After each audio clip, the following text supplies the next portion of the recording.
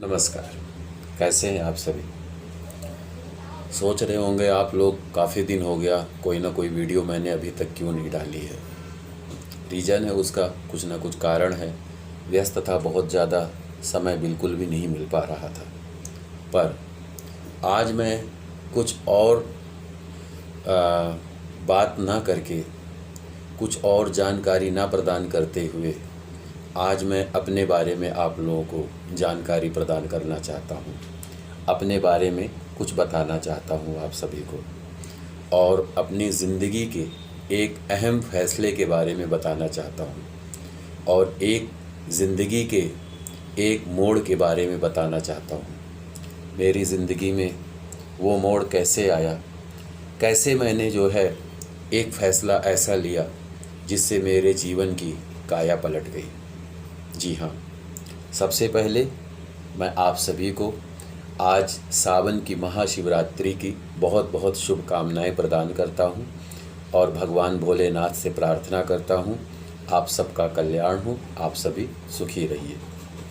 दोस्तों, मैं जो है यूपी से हूं, अयोध्या से, प्रॉपर अयोध्या जी से हूं। श्री राम जन्मभूमि के साथ ही मेरा भी घर है, और वहीं पे मेरा जन्म हुआ है। जब मैं 9-10 साल का था तब दिल्ली आया, और यहाँ आकर के पूजा पाठ का पेशा तो हमारा शुरू से ही है। मेरे पिताजी, मेरे दादाजी, मेरे परदादाजी, मेरे चाचा, नाना, मामा, सभी रिश्तेदारी में सभी लोग यही कर्म करते हैं। पर मैं एक ऐसा मोड़ आया ज़िंदगी में, जब मैं शुरू में वहाँ पर मैं स्कूल की भी पढ़ाई किया करता था, संस्कृत विद्यालय भी जाया करता था, और हमारे कुछ जो है पुरोहित जी हैं उनसे भी पढ़ा करता था, कुछ हमारे गुरु हैं उनसे संस्कृत का विद्या ग्रहण किया करता था। दिल्ली आया, दिल्ली में आकर के भी पूजा पाठ का ही कर्म जो है करने लग गया। जब मैं करीबन 8 या 9 साल का रहा हूँगा, तो यहाँ पे भी मैंने पूजा पाठ का कार्य सुचारू रूप से रखा, और यहाँ हमारे गुरु जी हैं पंडित श्री राम विलास जी, उनके द्वारा मुझे जो है काफ़ी संस्कृत, वेद, ज्योतिष काफ़ी कुछ सीखने का अवसर प्राप्त हुआ।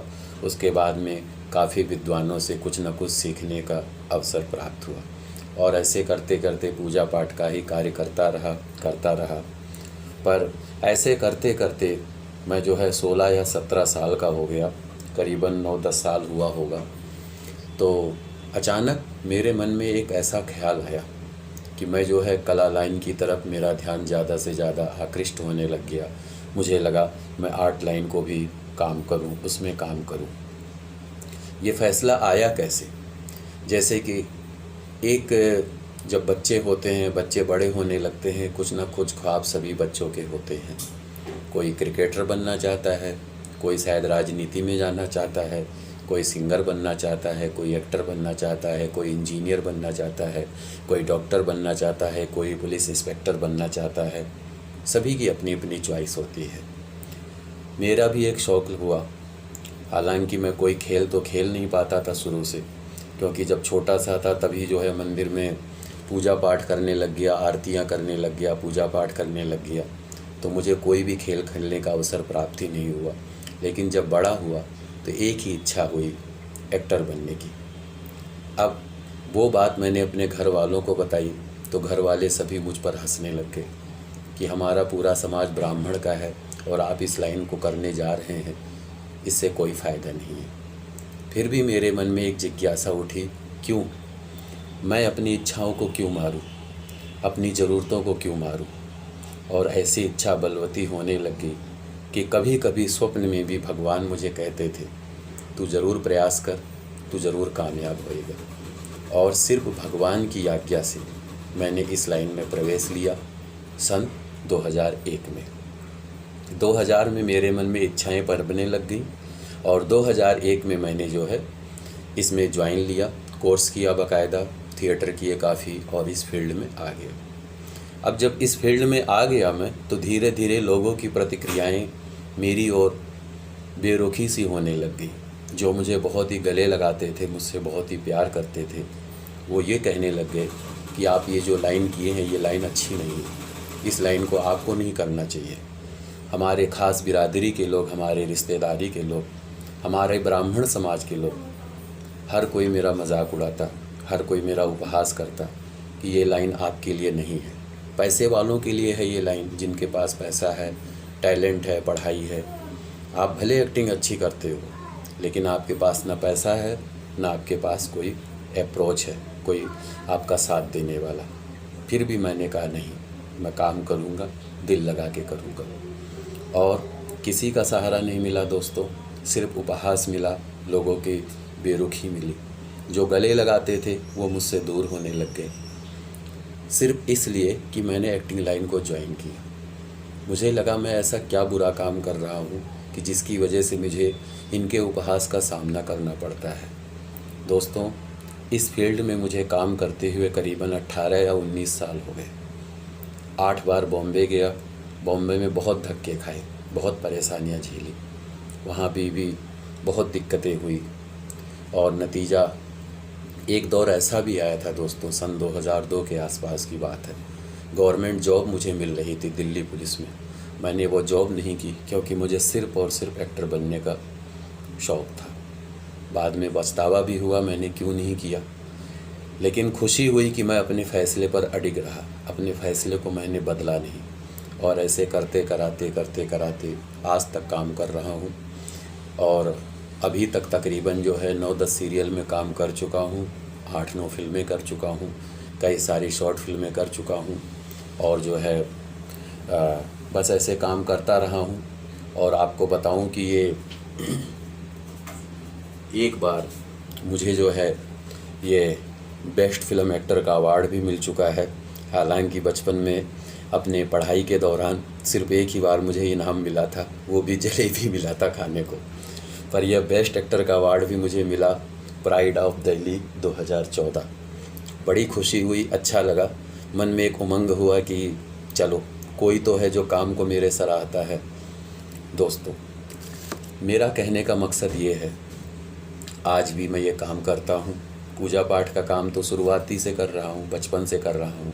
पेशा वो है जिससे रोटी खाता हूँ, लेकिन एक शौक़ है। शौक़ तो सभी के होते हैं, किसी को सिंगिंग का, किसी को एक्टिंग का, किसी को डांसिंग का, किसी को क्रिकेट का, किसी को डॉक्टरी फील्ड का। मेरा भी एक शौक़ है।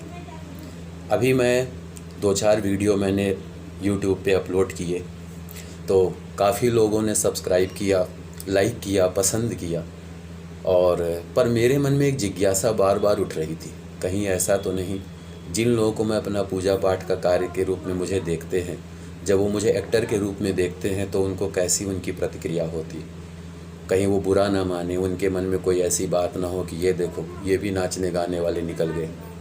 और मैं ऐसे बड़ा कंफ्यूज हो गया दोस्तों, तो इसीलिए मैंने वो वीडियो डिलीट कर दिया। लेकिन फिर बाद में जैसे भगवान मेरे से नाराज़ हुए, बोले क्यों तूने ऐसा किया, क्यों तू अपने प्रतिभा को छुपाना चाहता है। बार बार मुझे भगवान आदेश देते ऐसा तू मत कर। फिर भी मुझे संतोष नहीं हुआ। मैंने अपने दोस्तों से सलाह मशवरा लिया, अपने जो है मित्रों से सलाह मशवरा लिया, मुझे क्या करना चाहिए। मुझे अपने एक्टिंग की वीडियो जिस पे मैं अपने पूजा पाठ के वीडियोस डालता हूँ, ज्योतिष के, वास्तु के, क्या मुझे डालना चाहिए या नहीं। सभी ने एक ही स्वर में कहा ये तो बहुत अच्छी बात है। लोग जब जानेंगे कि आप एक एक्टर भी हैं, एक ब्राह्मण होने के साथ साथ, तो लोगों की खुशी तो दुगनी हो जाएगी और सम्मान भी आपका अच्छा होगा और लोग इसे अच्छे तौर पे लेंगे। लेकिन दोस्तों, कभी कभी कुछ लोगों का उपहास का पात्र आज भी बनता हूँ, क्योंकि अधिकतर ऐसा हुआ जिनके यहाँ पूजा पाठ कराने जाता था, जब उन्होंने जाना पंडित जी एक्टर हैं तो उन्होंने, अधिकतर लोगों ने मुझे नमस्ते कह दिया। और ब्राह्मणों के बीच में तो उपहास का पात्र बनता ही रहा हूँ। ब्राह्मण भी कई बार उपहास उड़ाते हैं, अभी कौन सा रोल कर रहे हो, क्या कर रहे हो, एक हंसी के तौर पे।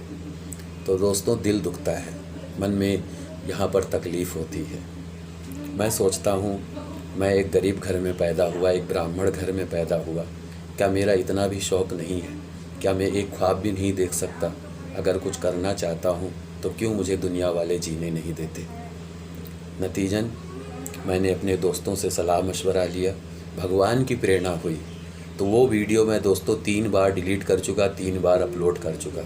लास्ट में डिसीजन यही रहा कि नहीं, आपको जो प्रभु ने दिया है, जो आपको ईश्वर ने प्रदान किया है, उसे आपको छिपाना नहीं चाहिए, उसे लोगों के सामने प्रदर्शित करना चाहिए कि जिससे लोगों में एक अच्छा मैसेज जाए। और वैसे भी दुनिया को खुश रखना कोई कम बात तो नहीं है, सभी को खुश रखना कोई कम बात तो नहीं है। तो दोस्तों, मैं आप सबसे यही कहना चाहूँगा, आप लोग भी अपनी प्रतिक्रियाएं अवश्य दें मेरे बारे में कि मैं सही हूँ या गलत हूँ। और जैसा स्नेह, जैसा प्यार आप सब ने बनाया है उसी तरह से बनाए रखिए, क्योंकि मैं आप लोगों के साथ हूँ। और एक बात ज़रूर बताइएगा कि जो मेरी प्रतिभा है, जो प्रभु ने मुझे ये जो टैलेंट प्रदान किया है, ये मुझे करना चाहिए कि मुझे छोड़ देना चाहिए। और दूसरा, मन में तो दोस्तों सिर्फ एक ही ख्वाब रहा है, एक ही स्वप्न रहा है कि आज अगर भगवान प्रकट हो जाए और कह दे कि बोल किशन तुझे क्या चाहिए, तो मैं एक बार नहीं, 1000 बार नहीं, 100 करोड़ बार नहीं, अरबों बार मैं यही कहूँगा कि हे प्रभु मुझे सिर्फ और सिर्फ एक्टर बना दो। बहुत रुकावटें हैं दोस्तों, बहुत दिक्कतें हैं, कोई साथ नहीं देता, किसी की हेल्प नहीं मिलती, अधिकतर उपहास का पात्र बनता हूँ। फिर भी मन में ये इच्छाएं ख़त्म ही नहीं होती। अकेला पहले भी था, आज भी अकेले ही उस संघर्ष के साथ लड़ रहा हूँ और आगे भी लड़ता रहूँगा। दोस्तों, मुझे लगता है हम सबको एक दूसरे की हेल्प करनी चाहिए, पर हर कोई जब सामने वाले को देखता है तो चुप हो जाता है। वही चुप्पी बहुत बड़ा घातक होती है दोस्तों, बहुत बड़ा नासूर बन जाती है। किसी ज़माने में हम लोगों के पास बहुत गरीबी थी दोस्तों, एक लोटा था गंगा जी में, वो लोटा डूब गया, मैं मनाता रहा कि हे प्रभु वो लोटा मिल जाए, नहीं मिला। आज कपड़ों का, बर्तनों का, सब चीज़ का अंबार लगा रहता है, पर जो आवश्यकता है वो बिल्कुल ना के बराबर है। लेकिन किसी से कहो तो हर कोई मुंह फेर लेता है। हालांकि मैं सोचता हूँ भगवान ने जिसको जिस योग्य बनाया है उसे जो है हम लोगों के साथ, एक दूसरे के साथ सच्चे दिल से जुड़ना चाहिए, एक दूसरे की हेल्प करनी चाहिए। खैर, हो सकता है शायद मैं गलत हूँ, लेकिन फिर भी मेरी इच्छा रहेगी कि जिस तरीके से आप लोग अपना स्नेह देते रहें वैसे देते रहिए। और ज़रूर लाइक, कमेंट, शेयर कीजिए, सब्सक्राइब कीजिए और अपनी प्रतिक्रियाएं ज़रूर बताइए कि आप मुझसे नाराज़ हैं या मुझसे खुश हैं, क्योंकि आपकी नाराज़गी और आपकी खुशी में ही मेरे फ़ैसले होते हैं। और मैं तो यही चाहता हूँ, जब तक भगवान ने मुझे सांसें दी हैं, जब तक ज़िंदगी दी है, भगवान कोई ना कोई मौका ऐसा प्रदान करता रहे। उसमें तो ऐसा दोस्तों आखिर कुछ उतना तो नहीं प्राप्त होता, लेकिन एक मन की बातें, मन का संतोष हो जाता है, मन में खुशी होती है कि जो मैंने ज़िंदगी में जो फ़ैसले लिए, और ये फ़ैसला दोस्तों सिर्फ मेरा और मेरा है। मुझे किसी ने नहीं कहा आप एक्टर बनो, न किसी ने मुझे सलाह दिया, न किसी ने कोई मेरा गाइडलाइन रहा। लेकिन फिर भी पहले भी 19 साल पहले भी जो मैंने फ़ैसले लिए थे, उस फैसले पर आज भी अडिग हूँ, आगे भी अडिग रहूँगा, और जब तक प्रभु ने सांसें दी है तब तक अडिग रहूँगा। लेकिन अपने रोजी रोटी के लिए, अपने पेट को पालने के लिए, अपना जो ज्योतिष का काम है, पूजा पाठ का काम है, कथा भागवत का काम है, वो करता रहूँगा। और आप लोगों का सहयोग चाहिए, आप लोगों का स्नेह चाहिए, और आप लोग अपना ज़रूर साथ बनाए रखिएगा और ये प्रेम बनाए रखिएगा। ये बात दोस्तों में बहुत दिन से मेरे मन में चल रही थी। मैंने कहा जो सच्चाई है वो सबके सामने ज़रूर शेयर करना चाहिए, क्योंकि कई लोग जो ना जानते हुए भी कई तरीके की बातें बनाते हैं, उन लोगों के लिए मैंने ये बातें बोली हैं। और सच्चाई यही है दोस्तों, जीवन का मेरा मूल मंत्र यही है कि प्रभु मुझे अवसर प्रदान करते रहें, काम करता रहूं, और आप लोगों का सहयोग मिलेगा तभी मैं कुछ आगे कर पाऊंगा, और आगे बढ़ूंगा तो आप लोगों का भी नाम होगा, आप लोगों को भी शान होएगी कि हमारे बीच का एक छोटा सा ब्राह्मण जिसकी कोई हेल्प नहीं थी, कोई अप्रोच नहीं थी, वो आज इस मुकाम पर है। ये सब आपकी बदौलत हो सकता है दोस्तों। मुझे आप लोगों से कुछ नहीं चाहिए, पर मैं सिर्फ इतना कहना चाहता हूँ, जो मेरा कार्य है उस कार्य के लिए आप लोग ज़रूर अवसर प्रदान करते रहिए, जिससे कि ज़िंदगी की गाड़ी में मैं आगे बढ़ता रहूँ और जो सोचा है वो पूरा करता रहूँ। और आप लोग खुश रहिए, अपना ख्याल रखिए, भगवान आप लोगों को खूब खुश रखे। नमस्कार, जय श्री राम।